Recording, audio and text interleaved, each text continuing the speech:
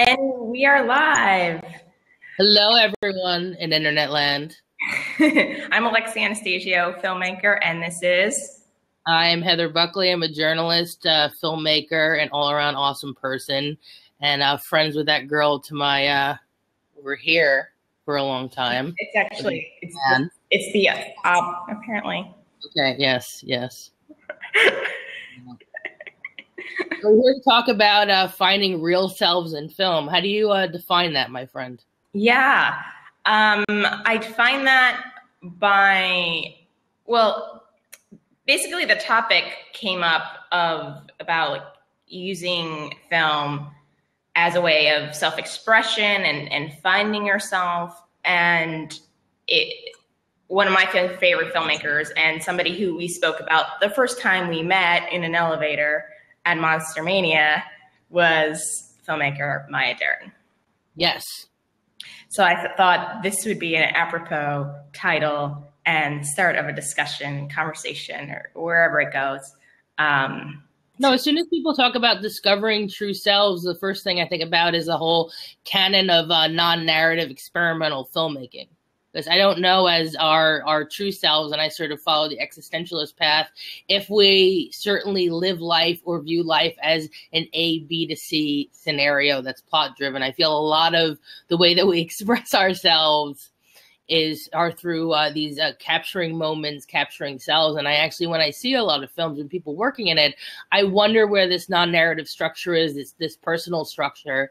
So personal sometimes that it's even hard to unlock what folks are saying, but I don't necessarily see that as a negative, because the whole world is less gray and more questions. So I think the more questions that we create by our presence, the closer we're going to get to understanding a self, even if it's just a small little bit, even if it's just exploring our relationship with red or light or the grass beneath our feet. And they're very easy to do also, because if you have an iPhone, you don't need like a dragon red to shoot this stuff. No. Just glimpses of how the sun shines off the water could say a lot about you. Yeah. And this is why I love you, Heather. Thank you so much for starting off with that beautiful explanation. And yeah, exactly. I love it. And this is why we were talking yesterday with one of the musicians of my next film and my last film, Little Fishes, and my next film, the fantastic Santa Monica, Pearl, and talking about why people are magneted towards each other and like the similar interests and just even places, and you just don't know, but that same page of like, oh yeah, you're speaking my language. Our mystical connection. Well, I think a lot of it is a lot of artist people might be open to receive. It's sort of when you learn a new word, and when you learn a new word, you're now open to see that word in different places. And so if you can become, actually, if the whole goal, and I think the goal of my art and my writing is to act like a lighthouse to draw people to me. Yes. Not in an egotistical, narcissistic ways, because I want to have these conversations. And so it's like drawing your audience, but I'm also their audience. So it's this idea of this circular thing that's happening. I speak, they speak, and we grow and we learn through the art and each other, and also through the idea of process of actually just creating things. So it's not necessarily the end goal that we're after. Right. Living life is in an artistic way, is life as art. And done. We're going to be ending now because we've said everything. Yes, exactly. And a lot of people think that like the ego has to be a big part. Like you have to be a narcissist to be a director, or a writer, or like have a best-selling book, or, like you have to be a narcissist because you have all that attention, or to be Oprah, you have to be a narcissist to put yourself on a cover of a magazine. I'm like, I think she has bigger goals than just her face. But that aside, like one of my papers in college was, is Maya Deren and Cindy Sherman a narcissist? And my answer was no, like a 7-page paper on no, they're not. And then realizing later, especially after seeing Cindy Sherman's retrospective at the MoMA, yes, that it's not about her at all. You know, like that's just a representation of every woman in society. Well, the idea of being in service of, I think, is very important. So we're not going to say that there might not be some directors that suffer from these sort of stuff, but I sort of like put that away. It's like, that's your business, this, you know, narcissism. But it's like, where are we being placed in our discussion about what we're sort of doing? But I agree. I mean, when I write for who I write for, I do it in service of. When I create works, part of it is to talk about myself, but always looking at audience. And I think a lot of that comes from personal self and character of self, but also a lot of my training was in communications and graphic design from University of the Arts. And we were always talking about, it's like, does this communicate? Is what you're communicating helping people? And regardless of what that is, dark or light, it's like when I saw Lou Reed speak many years ago when The Raven came out in New York City. Regular looking women would genuflect in front of him and say, thank you for saying the things I want to do. When specifically you're working within the medium, and I work within horror or sort of like an outlaw genre, outsider genre, there's even, if you're up to take it, there's a responsibility there to communicate the voice of the outsider who not necessarily has the artistic training ability to do it. And I tell everyone they have the artistic ability, but some people feel that they're not up to it, to help also tell their story as you're telling your own story. You don't have to do that in any medium, but I think it's available within all genres and all type of art. Yeah, I agree. You have to have some undertone intention, and that shines through. Mm-hmm. Yes. But even if you don't, you actually subconsciously do. There's a subconscious self in probably most of the work that folks do. Yeah. And which brings us back to some of our, I figured we should probably touch on some of our past. One day when we actually had an art day, which was super fun. We created collages out of magazines, and we didn't know what, was going to come of it. But yet they reflected very much ourselves. Yes, they did. Leather jacket, Catholic symbols, dark and light, communism and fascism, lots of things in there. The dynamic sort of symbols of the punk rock, pretty much how it is. Edgy things. So we're attracted to it, but we can't help but to be attracted to it. And I think it's very important to hone your taste to sort of, if you can name what you're attracted to, I think it helps us from sort of circling around what we're trying to figure out. Yeah. It's like, if you know yourself, the more you know yourself, the clearer your art can be. And I think the quicker you could get to your art. I agree. Totally. Exactly. Because that that clarity, like even I was talking to one of my actresses about, like, somebody wanted to help her get a job, but it wasn't really the job that she wanted. So I'm like, well, tell them that. And she did, and specifically said, well, I would want to do this. And then she's like, oh, I know people for that. Like, if somebody's trying to help you and you say to them, like, how you can help me, it's easier to get to that other than keeping it all inside. I think a lot of folks, and I don't want to say like a lot of women, but there's been a lot of conversation about how women deal with language or deal with what they want. I always felt, and sometimes I had difficult about expressing my needs and my feelings. So I always thought, it's like, you're a very nice person, Heather.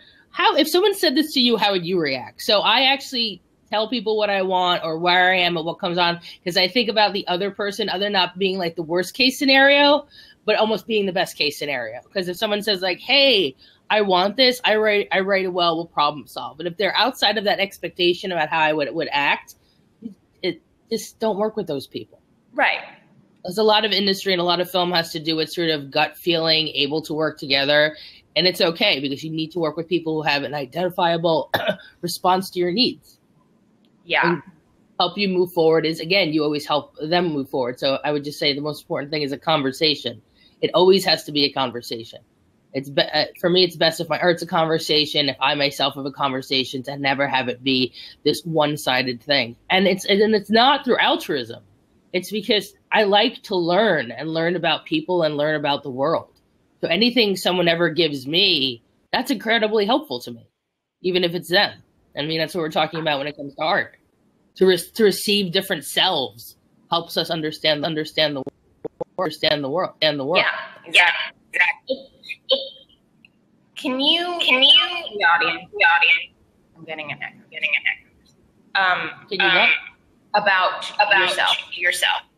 I'm gonna come and come back. Yes. All right, myself.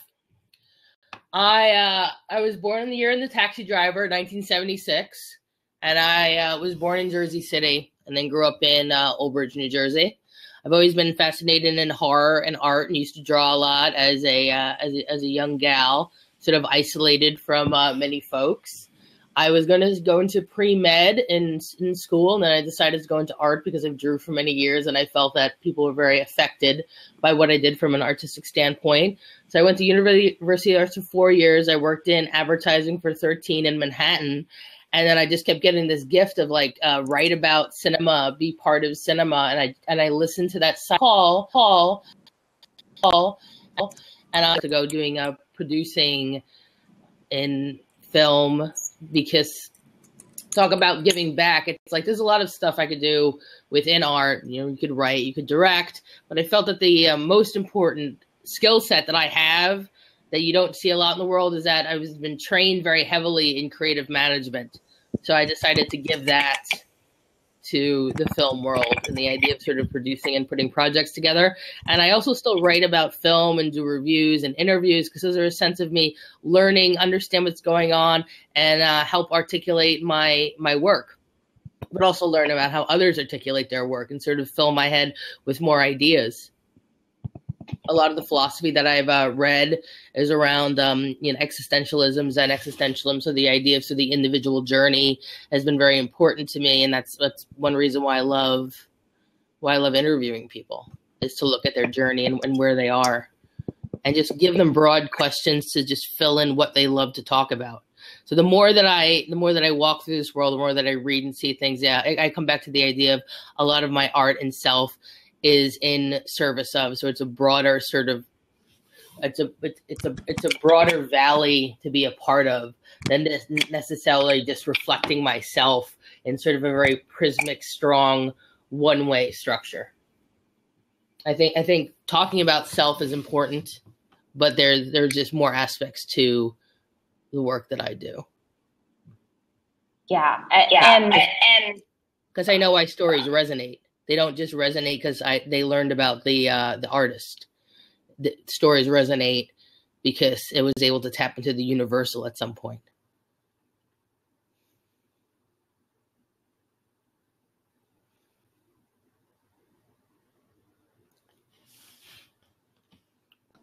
Okay. Hey, lady. Can you hear sound all right? You're a little Tron. Yeah. Okay. But as long as I can hear you. I'm just hanging out here with my lots of VHS and my cabinet of curiosity in my living room. It's pretty exciting. Oh, can you Wow. I move. Laptop.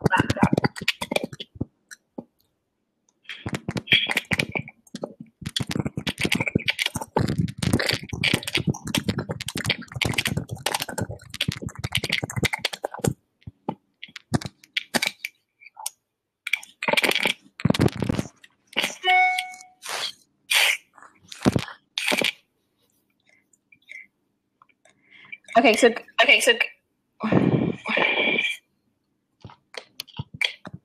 I take this stuff? Okay.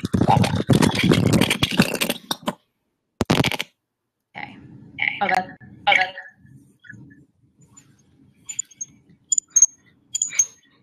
So how's this? Just fine. You're fine. It's fine now. Yeah. What made you want to create art there, lady? Wow.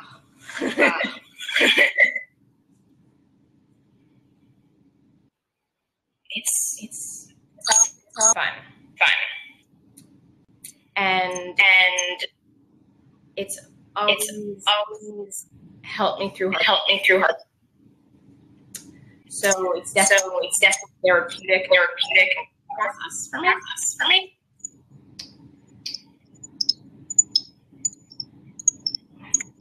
And I just get so much emotional fulfillment from it. You believe that it's a form of meditation? Yeah, I mean, it's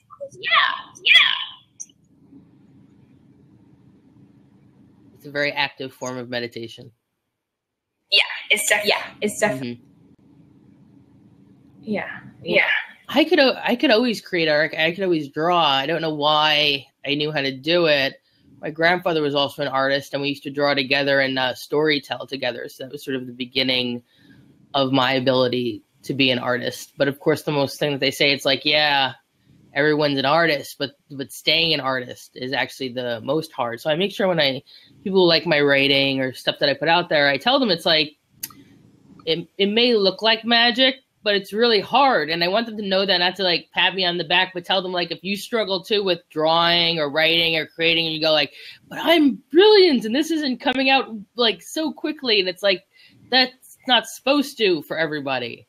Sometimes it is a struggle, but you do it anyway. A lot of the great writers I speak to, they struggle with writing, and they're writers. They're trained as writers, but they love it. They love the struggle. So I think part of it is part of loving the struggle and being open to discovery and not censoring yourself right off the bat if it doesn't come easy, if it's not right the first time, because there's a lot of chance for growth. Because you're not going to be done with your process of growing until you have passed on. Much like people like Camus discussed. That's when you define yourself. So don't worry about it now. You're still in a growing process. You're still in the infancy of your art, and it's important if you maybe approach all your work that way. That this is a new thing. This is a new chance for growth. This is yet another beginning, instead of some sort of like important step along your great majestic way of becoming famous and great and renowned. It's like, no, let's keep it project-based. What did I learn? And very intimate. And what did you learn with other people? And have that great post-mortem to talk about that. I think that might be interesting to, and sort of like a film thing. Like when you're done with the film, it's like, do people sit down, if it's a small enough crew, and talk about what they learned, what they wanted to do more? I mean, if we're talking about art as meditative, active meditation, it would be a place there for learning and not just a job. Exactly. And I think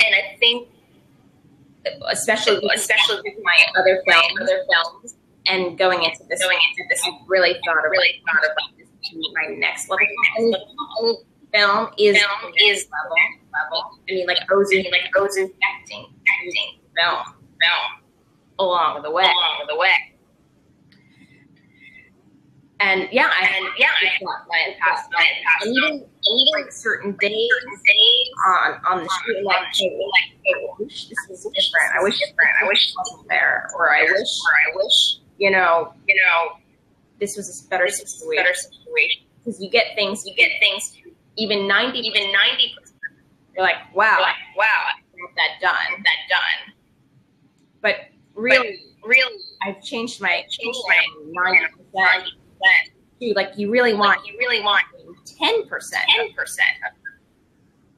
You want it better. What you thought. Yes. Yes, but sometimes you're always going to be working within the parameters that the set or the placement that you're giving that 90% is 100%, because that's all you can have within that reality. So the idea is finding different techniques to change that reality for the next time, whether it comes to budget or planning. So I have to my computer. Do not because it will Do we take questions and answers? So take and actually I'm going to also an open seat. Yes. Somebody can jump and I'll be back too. Excellent. Okay. I'll miss you. So, hey, everybody out there in Blabland. So this is my first time visiting all you Blabarians. Does anyone have any questions or things to talk about? I can tell you a little bit about creative management. I spent a lot of time in advertising, design, and communication, looking at process and process documentation about what happens on big projects under stressful situations where things break down. And I always would see a certain pattern. The first thing to break down that's very easily fixed was the idea of communication, that we weren't communicating across the different verticals that we were working on, because a lot of the web projects, it's creative, but it's also account, it's QA and technology. So the idea of making sure that there is expectations set in all departments and make sure that we're communicating on time. Another issue that I would see is, again, around expectations about what you're trying to deliver for the project and the idea of transparency on stuff.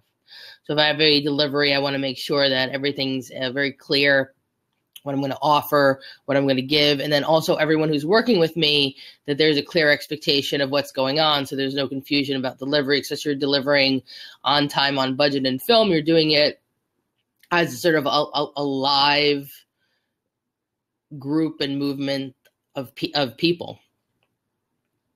So the idea of everyone's ready for war and for battle at the moment, and then they can sort of push that through. So that's the second thing. So there's expectations when it comes to roles, and then cross communication through the departments, where the two things that I saw would trip up a plan. And as long as you've written about those, you've seen them in many projects, you can watch for them. So a lot of it's talking to different departments in film, seeing what their pain point is, listening very empathetically, and figuring out how to bring everyone forward. Doing that brings us to 3.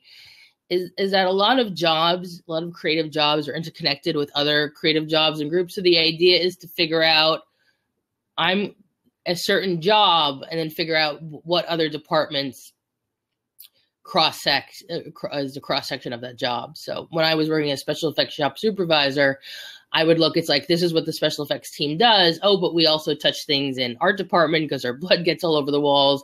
And then over here, it's like, we're going to have wardrobe changes, and just be empathetic of the different departments that you intersect with, and hopefully work on that together. And also the idea of sort of communicating that, being aware of each other, and just putting on that best behavior, constantly moving forward.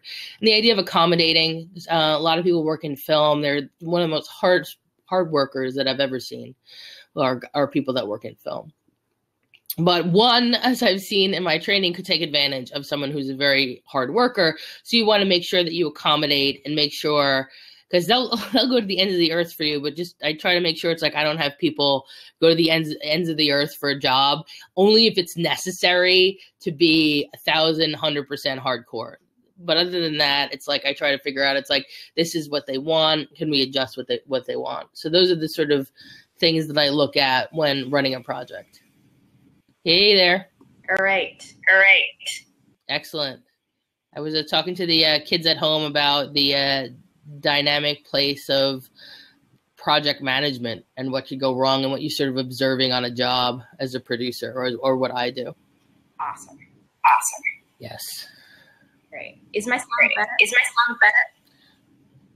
When you talk, your sound gets a little worse. So it might be, I don't know if your microphone is trying to even out your sound.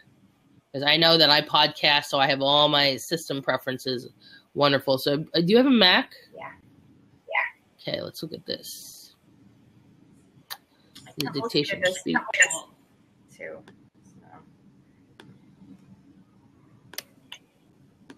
Sometimes it happens. Sound effects. Oh.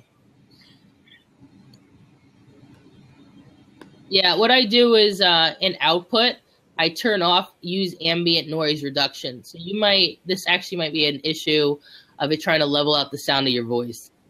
It should be checked or not checked. Not checked. It's not checked. On your end? All right. That is all the magic I could give you. Perhaps your computer is infested by an electronic ghost. So tell me about this new film you're working on, filmmaker. Okay, yeah, the Fantastic Santa Monica. Oh, I think it's fixed. You can hear me. And, yes, I can. And it sounds fine. I don't hear an echo. Wonderful. Ooh. Enchanting. You just gave me the magic to fix that. Yay. You're magical, us Jersey folk. Yay. So yes, definitely the movie's about magic, but also about characters that are finding themselves in Los Angeles. They're looking for love. They're looking for connection. They're looking for significance. They're in this mess of, every people who are, cars and houses and party invitations are their status symbols and the outfits they're wearing. They're trying to get into their creative life and figure it out. How are they going to stay in LA? How are they going to live? How are they going to be happy? And make a difference in the world at the same time. So that's through, of course, lots of drama, because with creative folks, lots of drama ensues. And so some of the characters, like one of the characters, a performance artist. I mean, a lot of them are performance artists, but specifically in the contemporary art sense of she wants to perform at museums and galleries, but she does street art, performance art, and puts one of the scenes, she gives little heart notes to people randomly in Venice. With little notes on them, and so interactive, participatory art, and also they find a lot of different things that kind of help them along the way to find their true clarity of oh yeah, maybe I shouldn't have said that thing, or I shouldn't be so obsessed with this other person because they're not really meant for me, or all this stuff comes up. What are you exploring with your narrative, symbolically, you find? I am exploring heartbreak. I am exploring unsure of the unknown. I'm exploring of you're getting a clue and then you can get another clue and then you can move on. Not it being okay with not figuring it out along the way. I'm exploring creativity. The act of making. Yeah. I mean, especially even with writing, because this, I've written the most. I have 54 pages now, and I'm not even done with the script. And that's more than I've had in any of my other projects before shooting. Yes. So I've really just been really focused and in flow of putting it out there and being okay with being visible about that. And figuring out, even some days, I'll write 5 pages and then for a month I won't write anything because I'll be in this other mode, marketing mode or something, and being okay with that because I know that everything's coming and everything goes. And it almost seems with life that however your process is or however you get things done, that people have to be okay with that. That if 5 pages, I think because we're told that writing and creativity has to be a certain way, or artists, to be an artist can only paint landscapes, that we can't, paint strange bunnies holding pumpkins that have 6 eyes, and that's not art, that's more pop, that's not changing everybody. you have to stop listening to what's art and what's not art, and that comes along to the genre, the horror film stuff that I work on, because I firmly believe that the idea of using dramatic structure with sort of nightmare phantasmagoric elements on it is a very powerful place to create work, to create narrative and content. But a lot of times when you look outside in the world, it's just sort of horror is seen as a cash grab. Horror is seen as just something that makes money, but not a legitimate art form. I think people are very confused about what's a legitimate art form and what's not a legitimate art form, and also how you make anything. So any of those preconceived notions, which seems like even your script is about also, needs to be pushed away. Because you have to then ask, like, why is heartbreak important to me? Why is relationships important to me? Who told me this? So you're sort of taking sort of in a positive way and sort of a positive nihilistic stance, because if nothing's around, or that's a beautiful time to create. Yeah. But it's something personal. Exactly. Yeah. And especially so Hal Hartley's, I didn't realize how influential Hal Hartley's films were on me.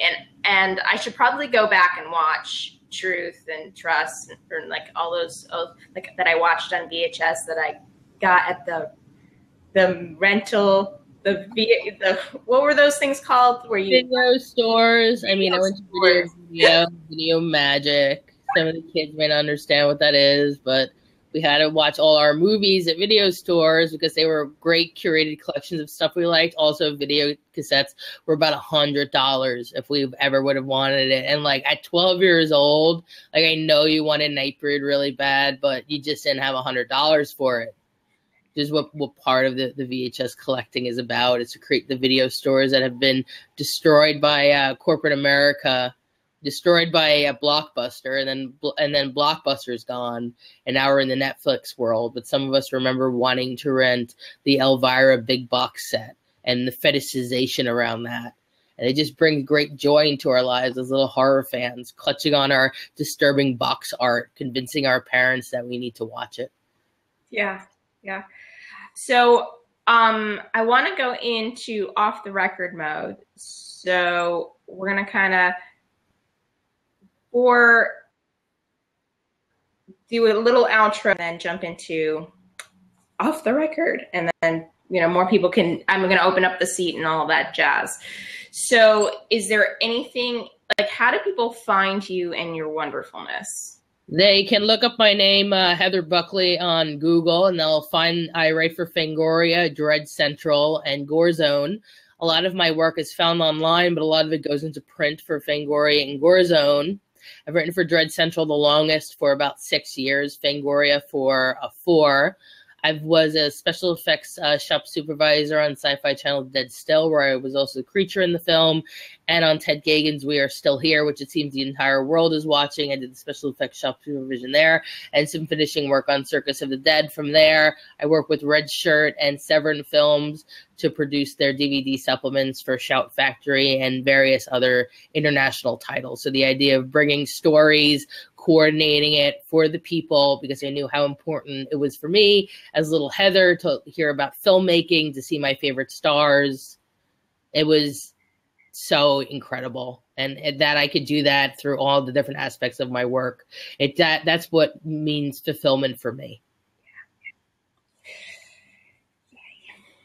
And you can find me at alexianastasio.com. I'm going to be putting links below in YouTube when this is uploaded. And thank you so much for joining us and watching this video on the replay. Woo! Yay.